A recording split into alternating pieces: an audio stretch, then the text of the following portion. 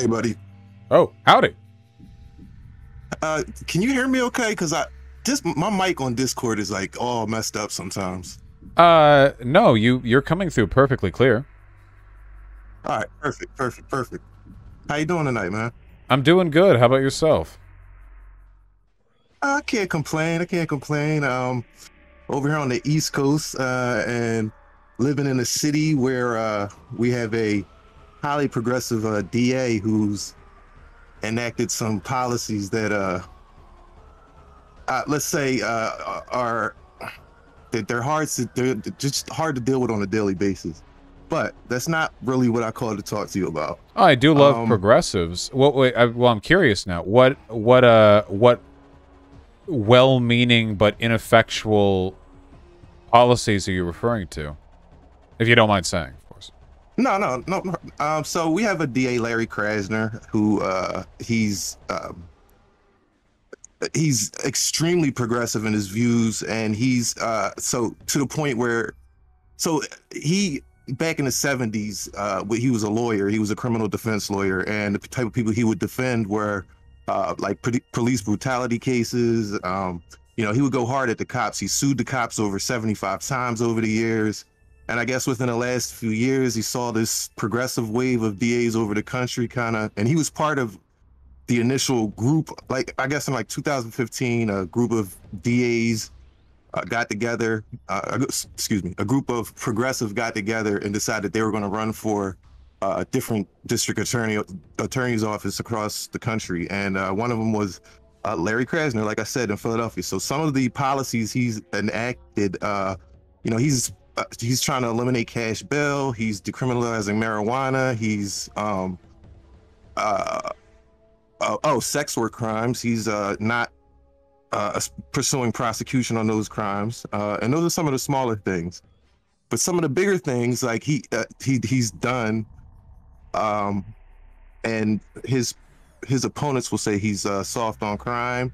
I guess the best way to put it to somebody who doesn't live in Philly, we've had a long-standing police department who's it's been overly racist over the years. I mean, like, just think of your worst police department in the big city, and that's pretty much what you'd get in Philadelphia. So for the last 50 years, a lot of the black community has been at odds with the police department and their treatment.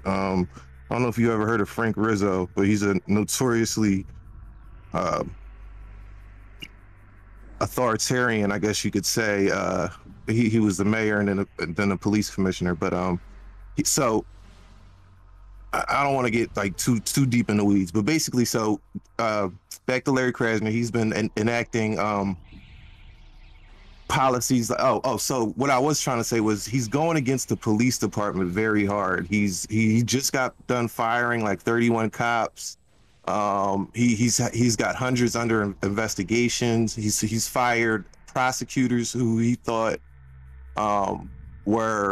who's acted inappropriately in the past, and he's been in a big fight with the police union president, who has called Black Lives Matter activists a pack of rabid animals. He accepted the invitation to the White House by Trump. This is the police. The Fraternal Order of Police president, I guess their union. So the result has been a record number of, well, I'm not going to say the result. What has happened afterwards has been an uptick in violent crimes in the city, and I guess my position, my position on that is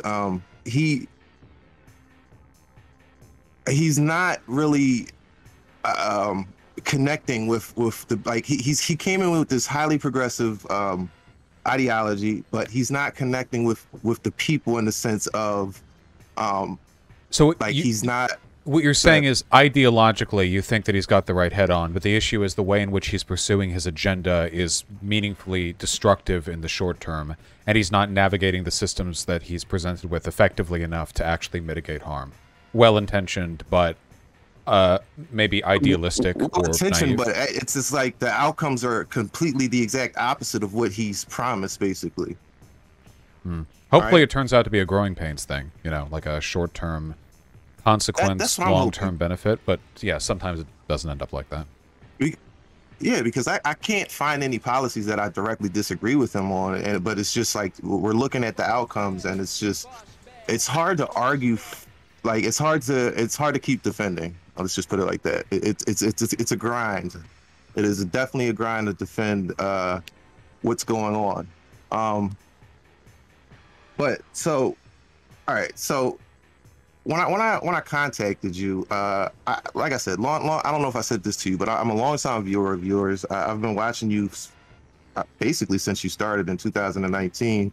And while I agree with about 80 to 85%, you know, give or take a few points on what on your ideologies, on your positions, on your basically your worldview, I agree with most of it.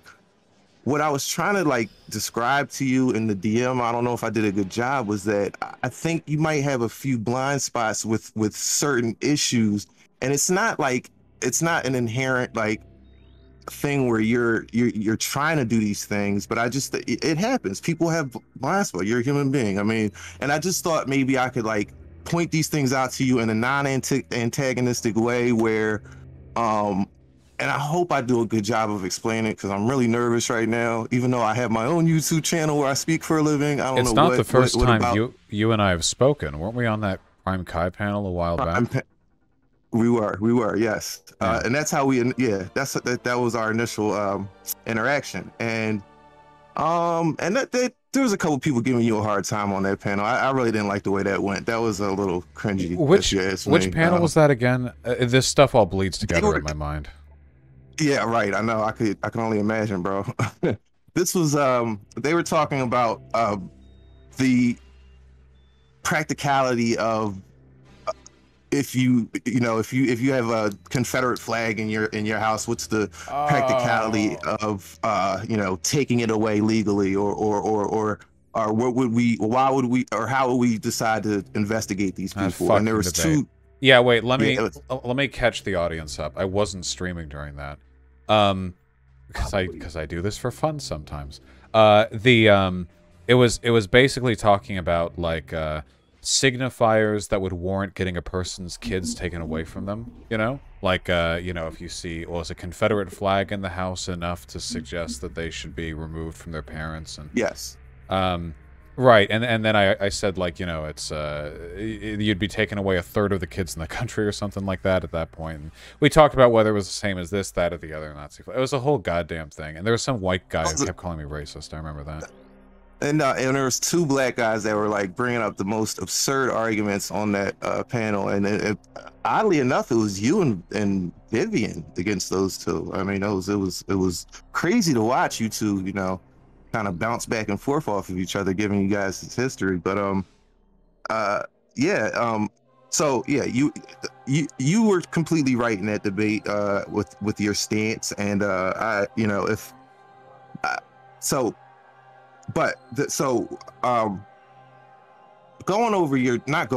watching, basically when you pop up on my recommended feed, I'll watch a lot of your videos, and what I've noticed is, like I said, you are correct in my opinion in about 80 to 85% of the stances you take. But what I've been noticing, and as black people tend to note that obviously people view things through their lens of their, I have my own set of eyes, so I view things the way I view things, right? So, and you do the same, and everybody else watching also does the same thing. And what I've noticed is, and I don't know if other people notice this or agree with me, but it tends to be the case, and once again, I do want to state that I don't think you're doing this intentionally, but it tends to be the case that when you go over something to do with a black person, and it doesn't have to be a particularly conservative black person, but just when you go over, and I'm trying to put this in the most articulate way possible. Do it. Call but me a when you cracker. cover black people, when you cover black people, you tend to kind of brush away any positive thing. So basically what I'm saying, you present them to your audience a lot of the times in the worst way possible. And I think the biggest example of this recently is your coverage of what was his name? I'm sorry. The guy who had the okay, I'm sorry. His name is Kendi, Ibrahim X Kendi. Okay, I don't know why I just yes, on his yes, name right yes. The professor, and I tore into a prompt that he wrote. Yes, rightly so. I didn't disagree with anything you said, though. It was a very simplistic and I guess childish was the word you kept going back to, take on how to fix racial relations in this country. And basically, if people weren't watching, he wanted to make constitutional amendments, he wanted to make a DOA, a additional government body. Yeah, like a whole new government department that would like vet every single other level of government to make sure nothing they did would have negative racial outcomes. It would be like a fourth branch of government and the most powerful one by far, and it would be staffed by like academics. It's a couple issues with that potentially. Yeah, no, right, no, and that's fine. Critiques are critiques, but so. You have a very large audience, obviously, and I don't know your demographics, but I would assume that it is mostly white and mostly young. Would I be correct in that assumption? Average age is about mine, around mid-20s, but I don't actually have explicit racial. To me, it's young. Yeah, I'm young. Yeah, I guess relatively speaking.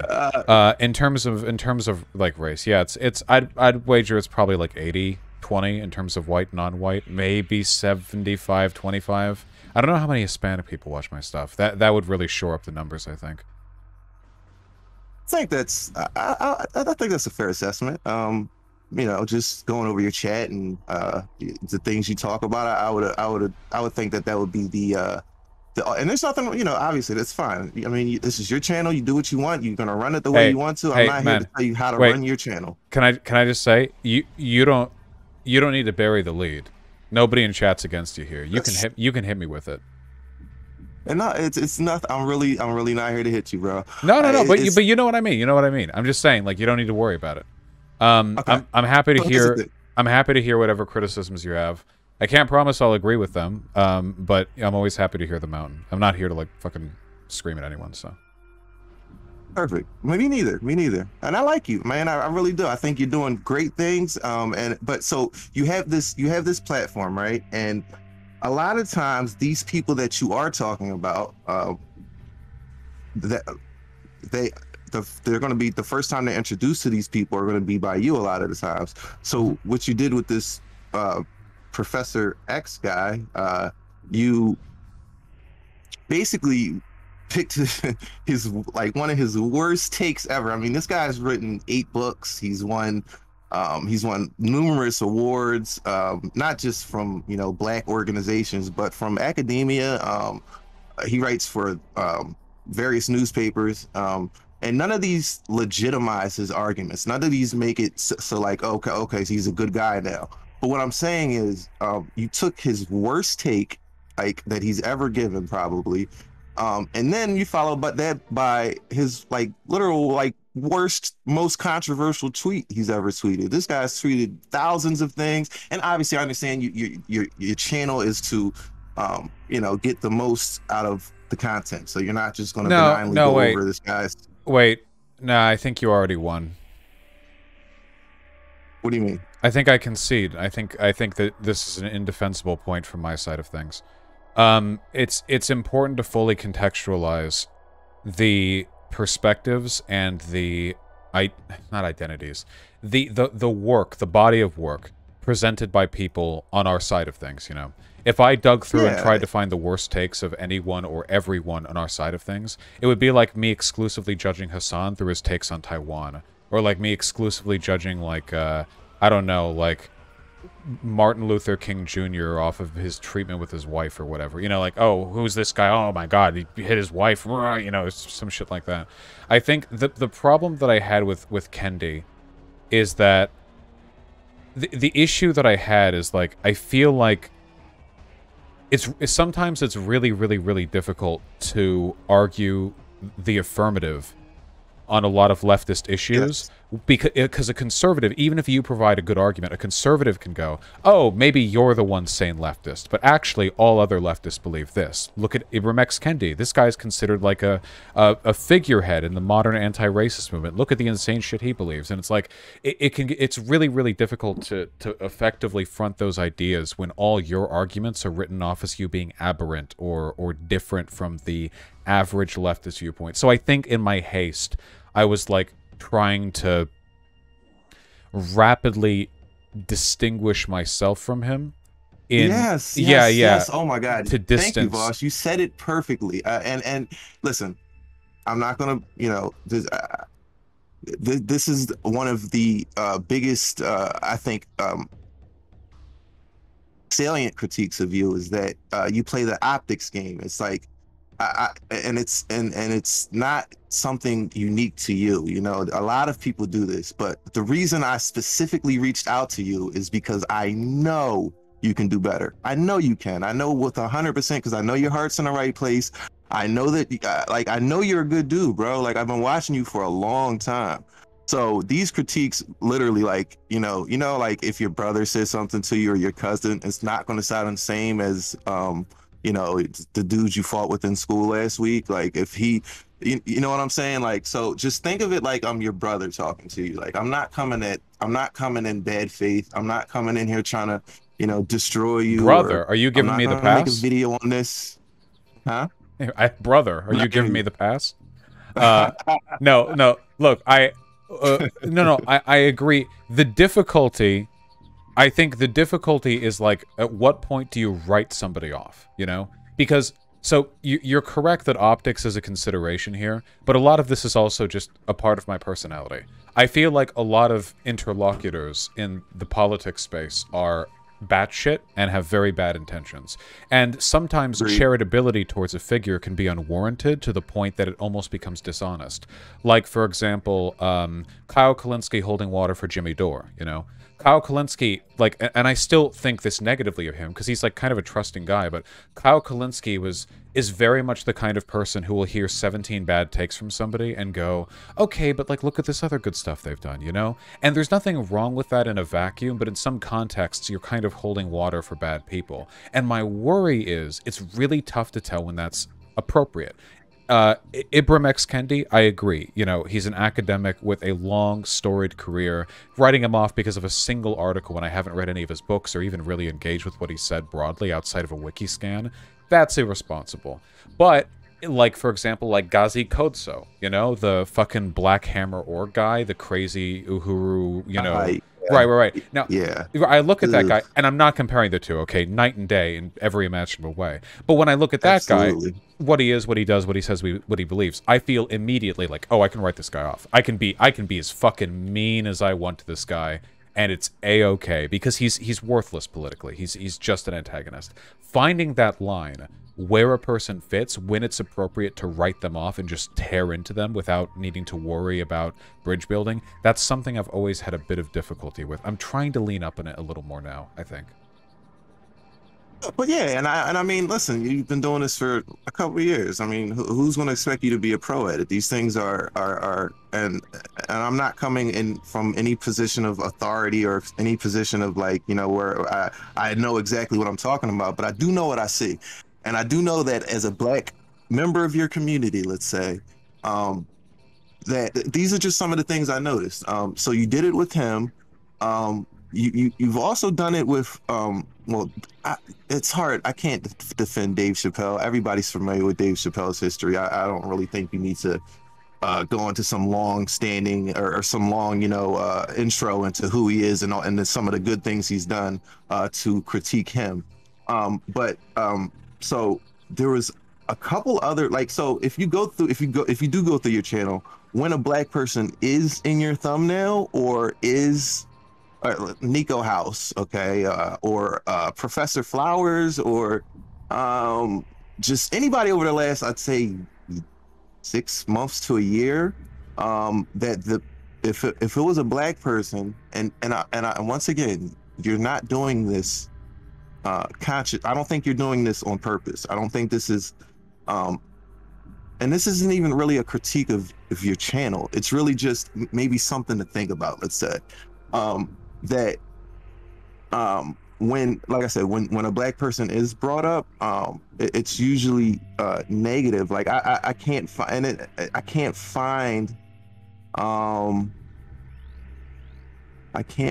a thumbnail on your channel. I'm looking right now. I'm sorry. I'm not trying to like stutter or slow this down, but I'm just looking.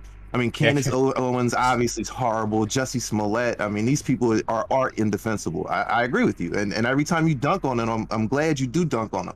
But I don't think I have many positive videos in general, though, right? I mean, like, I imagine that most of the time when a white person's in my thumbnail, it's probably also because I'm being quite mean to them. We got Kyle Kalinske recently. You had a nice chat with him. David Pacman. I wonder if a lot of this is... even at one point, hold on. Even at one point, I don't know. You were probably just as confused as everybody, but you even tried to like sanitize Kyle Rittenhouse at one point, a little bit, with the talking about his talk with Tucker Carlson. Yes, I wasn't trying to sanitize him.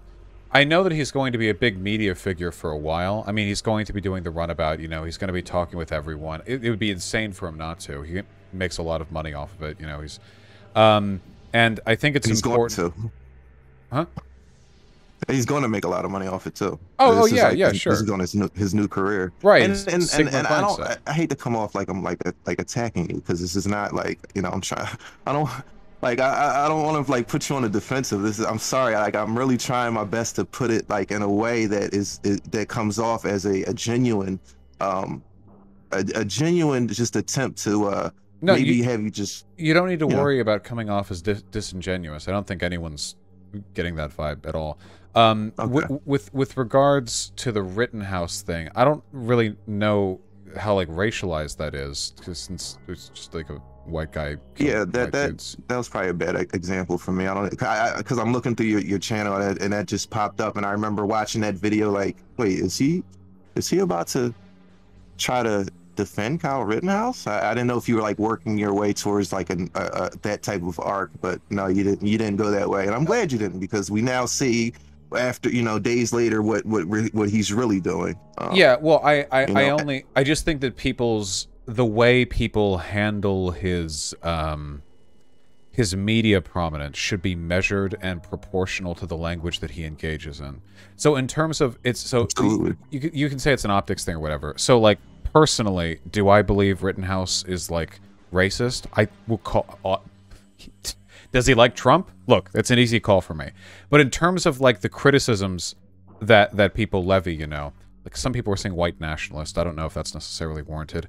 It's more like in the convo with Tucker Carlson, like, what are we to look for? Is this the behavior of a person acting as a kind of racialized agitator, or are there other explanations for this behavior?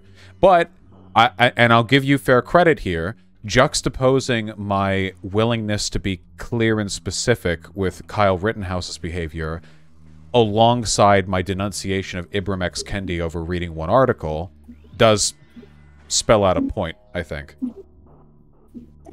Yeah, and it's just something, as like I said, as a viewer that I noticed, and I remember you were saying before I got on that you're retired, so I will make this brief. One last thing I wanted to bring up with you, and I mentioned this in the DMs. I vehemently disagree with Candace Owens. I don't like her. I actually am developing some sort of like hatred in my heart for her, although I try not to hate people.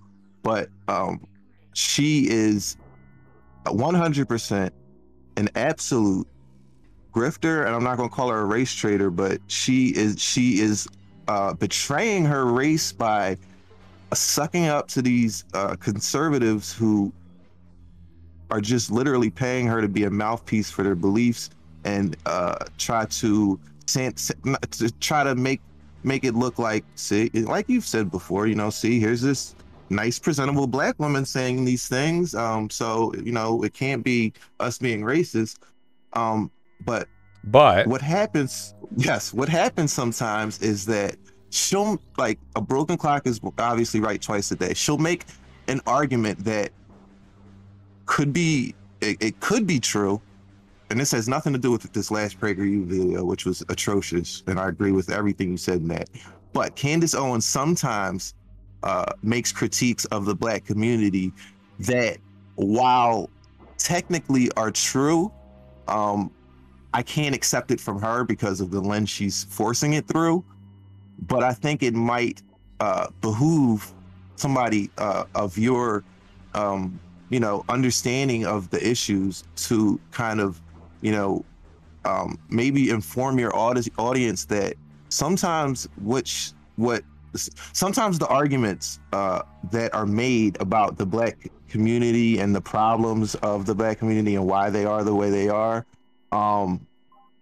well, I said I wasn't going to defend her last video. Now I'm going to bring up a point from her last video. Yeah, hit it up. So she said the Democratic Party, and she obviously was using hyperbole, and she did it so clumsily that I think the point obviously was lost. And like I said, everything you said in your video was true about, you know, it's not literally, the Democratic Party is not literally the second coming of slave masters, but not yet. So, at least. But so what I wish, let's just put it like this: what I wish you would have pointed out in the video is that there is a large swath of the black community. You do bring this up sometimes about black conservative economic leanings and so sometimes social leanings, or no, maybe it's the other way around. Maybe it's you. So yeah, so particularly with her in the Democratic Party and what she was saying about black people and the Democratic Party, so that the thumbnail says Democrats are slaves.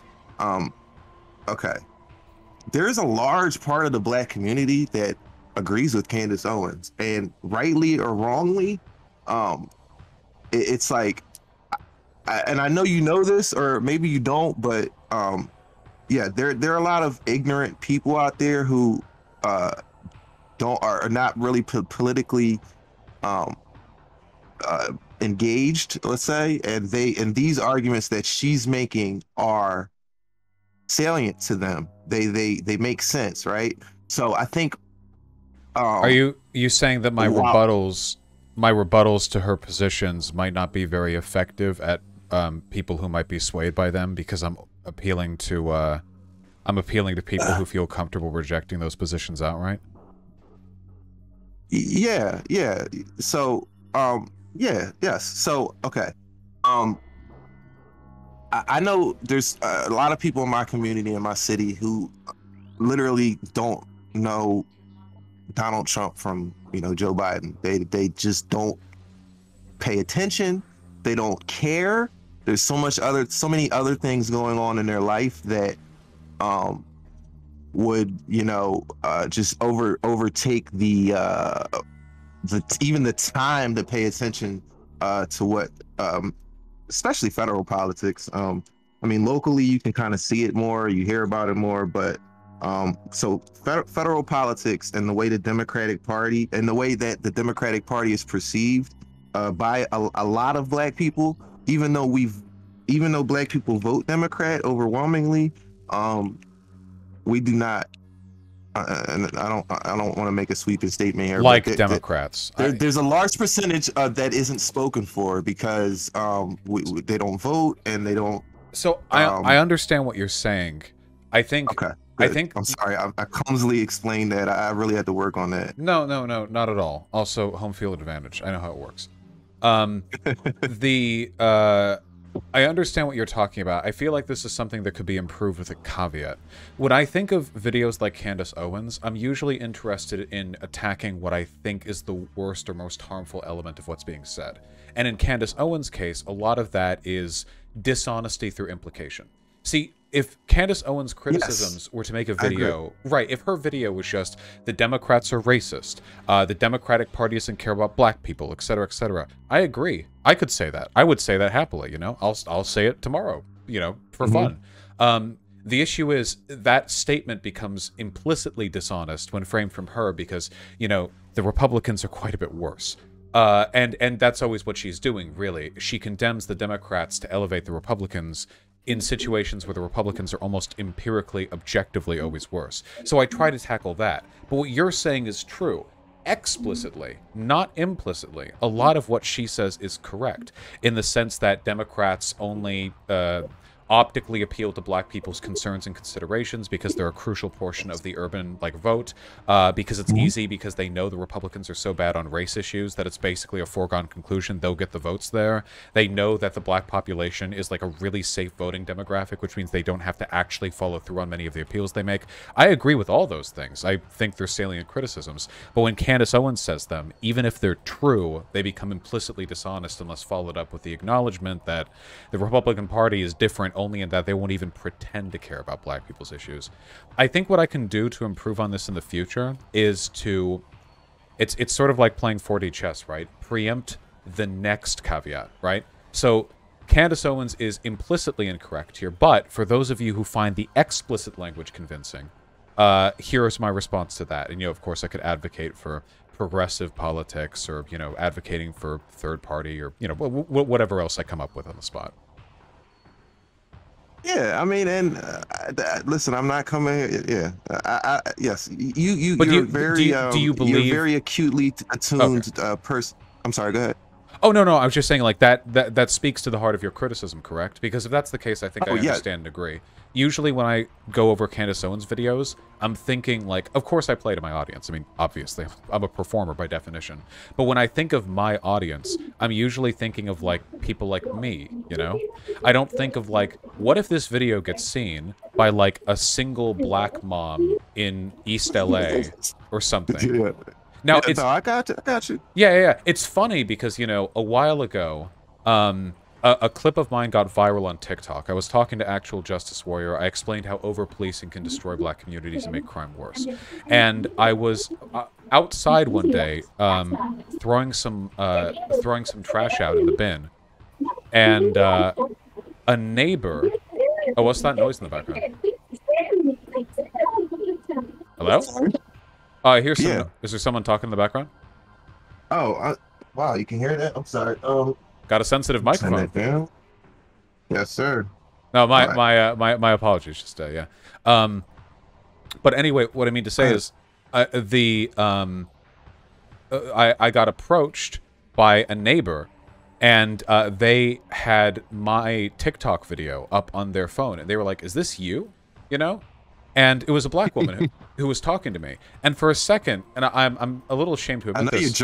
I know your jaw dropped. Well, I'm a little ashamed to admit this, but while I encourage and want and feel I appeal to people of all races and ethnicities in my community, I know my community is mostly white.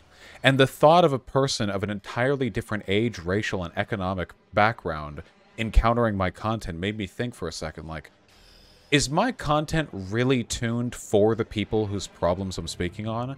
Or is it tuned for the people who get to comment on the issues other people experience? And I still don't know if I have an answer to that, but acknowledging this issue feels like it's... Well, I think it's worth consideration, at least. Yeah, I mean, yeah, because you never know who's watching. And you never know who's going to be affected by what you say. I mean, I used to... agree with Destiny a lot, you know, and I used to think that he was like this well thought out, rational individual, and I'm sorry to even bring him up, but it's like you really can never tell who's watching you. And then, you know, I picked up on you along the way, and I found myself agreeing with your positions to orders of magnitude more than I agree with that. Like I more than more I'm arguing with Destiny on Twitter all the time, or at least I'm trying to. He ignores me, but I'm arguing with his takes, at least. Maybe just to the Twitter to the the Twitter sphere just goes off and nobody hears it. But I try to argue with his points on Twitter, and that's really not the case with you. And to your point, my channel is, in Professional Flowers' words, 1/30th, or maybe these are your words, 1/30th the size of yours. But I had a lady, older white lady. She's in her 60s.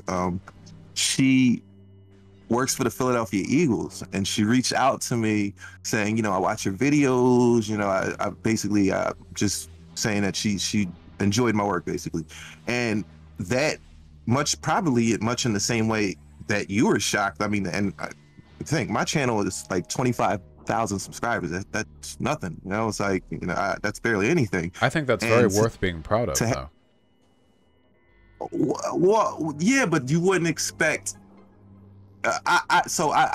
My content is literally geared towards a certain demographic, and to have the exact opposite demographic tell you that they were touched by your videos is like it's crazy. It was like a mind fuck almost, No, I completely get it. I understand. It's a wide fucking world out there, and at the end of the day, I feel like our primitive human brains really have difficulty conceptualizing the idea of an audience outside the ones we see in our day-to-day lives.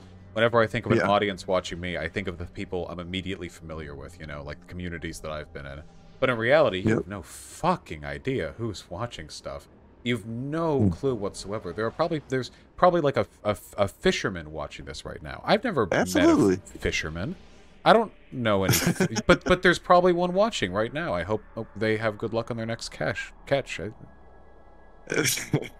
Yeah, I got 2 children. I'm from Philly. I'm in my mid-30s, bro. Like, I'm not your demographic. Let's just keep it real. But not with all the jokes I've been making lately. Huh? No, sorry. I said not with the jokes I've been making lately. We've nothing. Listen. Okay. Yes. I understand fully. I actually really appreciate you coming on. I've been trying to recontextualize some of the stuff that I do lately, think about it a little bit differently than I used to, and I think that being given the opportunity to reflect on this stuff is tremendously helpful.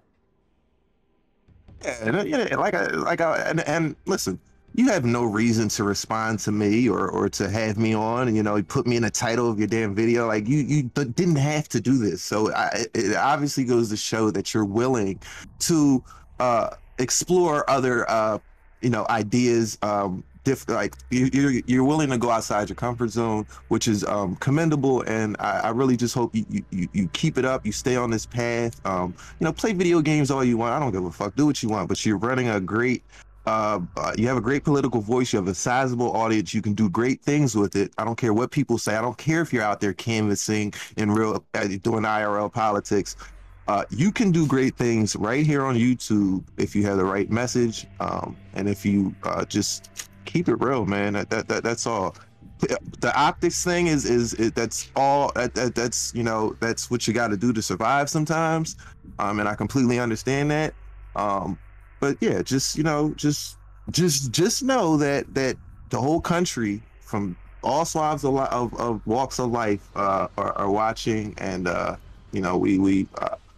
would hope that most people are rooting for your success, man. If you just continue doing what you're doing. But yeah, you thanked me. Thank you for having me on. This is absolutely unduly wonderful. Kind. You are almost irresponsibly kind. I appreciate you coming on. Please shout out anything and everything you have, if you will.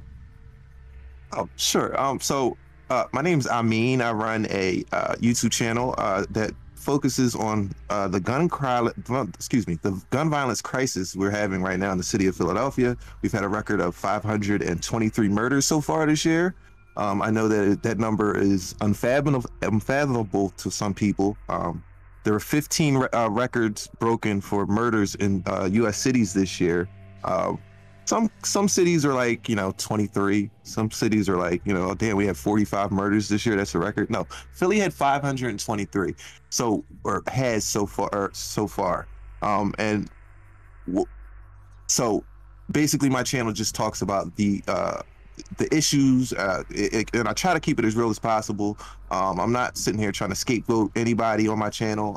I talk about rat beefs, I talk about gang wars, I talk about everything really that's going on in my community, and I try to talk about it honestly. So yeah, that's what we do over there. And if anybody's interested in learning some things, just drop on by, and you'll learn some things. Thank you, man. And of course, if anyone's interested in continuing the white boy gaming hour, there's always well, seriously, I really appreciate you coming on. Just real quick, I'm sorry to do this last minute. Huh? Just all right, you can do this and you can answer this in less than 10 words. What do you think of Hunter Avallone's whole CIA arc here? What do you think of that? I'm not trying to start no drama. I think it's really weird. If the central point that Hunter wants to make is that governments need intel agencies, I think that's almost inarguable. Yeah, of course, we don't need the CIA. We need a CIA. If you don't have a foreign intel agency, then your country's essentially blind internationally. Right. The thing that bothers me, I guess, is that I feel like he's conveyed this point sometimes a little jarringly and sometimes almost borderline incoherently. And it seems like spite is the motivating factor, because he's like talking about how he's triggering the lefties and selling merch about how he's CIA, and I really it seems like the cringe. I'm sorry. Look, I don't have a fundamental problem with pushing back against some left populist nonsense. I do that all the time in my channel, but I think the way he's going about it is not conducive to good conversation. I'm being very respectful here because I quite like Hunter. And I understand. Yeah. Listen, you have taken Hunter from, and I'm not you took him, but you helped to pull him over a little bit from where he was, and you pulled him. You're playing tug of war, and you're using your Vaush might, and you pulled him over a little bit. But I think it's like we're running out of strength over here, and he's kind of falling right back into some of his old tendencies. And if anybody could talk to him, because I reached out to him, he obviously ignored me. He doesn't know who the fuck I am. He's beefing with Shu. If anybody could reach out to him, I think it could be you. And just talk some damn sense into him and let him know that nobody's claiming that the CIA dropped. Nobody's claiming that they were CIA agents on a corner in LA selling crack. But yes, there is a connection between the CIA, Nicaragua, and the drug or crack or cocaine coming into America, specifically Los Angeles. That's a whole different subject. Like I said, I hate to tack this on last minute, but I just have a talk with him, please, if you could. No, I get it. I think I think that and this is armchair psychoanalysis here, so I'm not, I don't know, but my feeling is that Hunter Avallone has rejected a ton of dogmatism in his life.